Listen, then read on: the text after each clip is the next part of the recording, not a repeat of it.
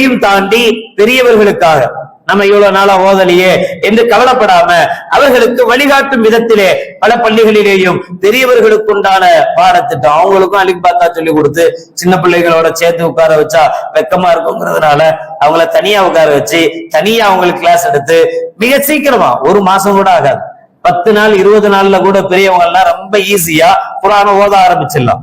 அலிக் பாத்தாங்கிறது ஒரு சில வார்த்தைகள் தானே, சில எழுத்துக்கள் தானே, அது இப்படிதான் கூட்டணும் இப்படிதான் சேர்க்கணும்னு சொன்னா ஈஸியா புரிஞ்சுக்குவோம். அல்லாஹ் ஜல்ல ஷானஹு வ தஆலா அப்படி சொல்றான், வலக்கத் யஸ்ஸர்னல் குர்ஆன லிذிக்ர், இந்த குர்ஆனை ஓதுவதற்கு மிக இலகுவாக்கி வைத்திருக்கிறோம் என்று அல்லாஹ் சொன்ன வார்த்தை. அந்த வார்த்தையில நம்பிக்கை இருக்கா இல்லையா?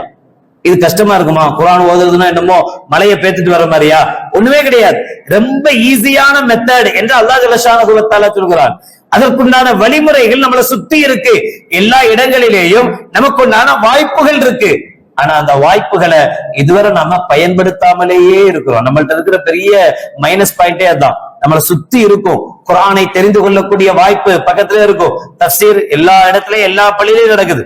ஞாயிற்றுக்கிழமையில கூட அது கூட வச்சுக்கிறாங்க, உங்களுக்கு ஈஸியா இருக்கணுங்கிறதுக்காக, நீங்க வரணுங்கிறதுக்காக. அன்னைக்குதான் கடையை மூடி இருப்பீங்கிறதுனால அதுலயாவது போறோமா, அதுலயாவது போய் உட்கார்றோமா, இந்த குர்ஆன் என்னதான் சொல்லுதுன்னு கேட்கவாது செய்யறோமா?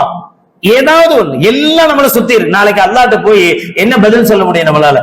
ஏன் இது உனக்கு தெரியலன்னு அல்லாஹ் கேட்டா எனக்கு யாரும் சொல்லி கொடுக்கல அப்படின்னு சொல்ல முடியும்?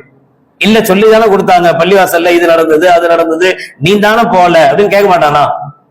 இப்ப நாம எல்லாமே இருக்கு, நம்மளை சுத்தி நமக்குண்டான வாய்ப்புகள் அதிகமாவே இருக்கு, நம் பிள்ளைகளுக்குண்டான வாய்ப்புகள் அதிகமாகவே இருக்கு.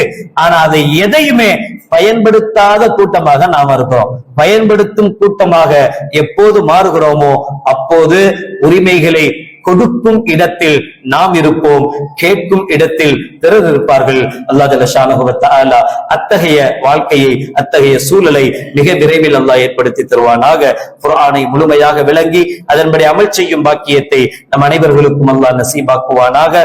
வாஹிர் தஅவானா அல்ஹம்துலில்லாஹி ரப்பில் ஆலமீன். அஸ்ஸலாமு அலைக்கும் வ ரஹ்மத்துல்லாஹி வ பரகாத்துஹு.